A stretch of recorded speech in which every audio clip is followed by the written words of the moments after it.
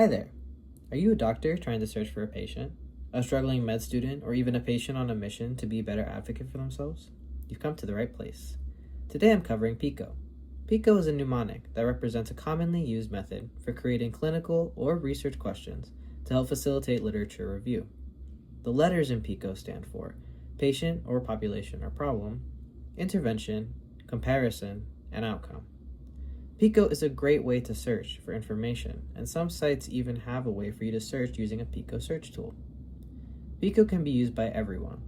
Doctors can use it to make clinical decisions, students can use it for research projects, and patients can use it to understand their treatment options.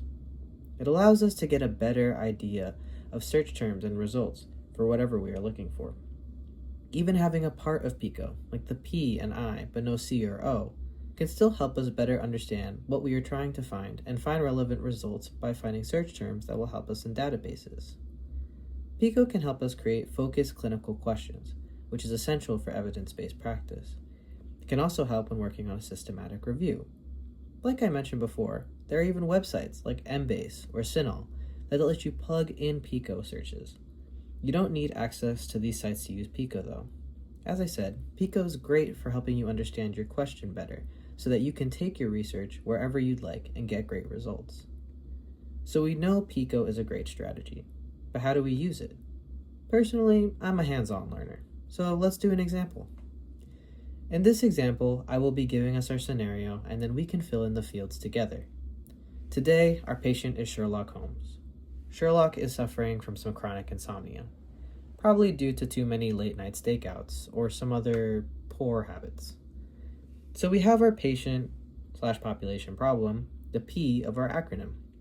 Sherlock Holmes, a 40-year-old detective with chronic insomnia. Next up is our I, or intervention. Maybe we want to see if cognitive behavioral therapy for insomnia, or CBT-I, is a possible treatment. We could also put some different interventions though, like melatonin gummies or magnesium glycinate. It's your search, do what you want. After that we have C, or comparison. Currently, Sherlock Holmes is treating his insomnia with drinking several cups of strong English tea and dramatic pacing around his flat. Not the greatest way to self-medicate, but hey, that's why we're here. Finally, we have O for outcome. Our outcome will hopefully be improved sleep quality and fewer violin concertos at 3 a.m. The neighbors are starting to complain. Using this information, we can make a formal PICO question. It would look something like this. In a genius detective with chronic insomnia, does cognitive behavioral therapy for insomnia lead to better sleep quality than drinking tea and pacing theatrically? And that is it. Now we can use this question to better search for results and information. I hope this served as a helpful introduction to PICO. Go forth and find the results you need. Happy searching!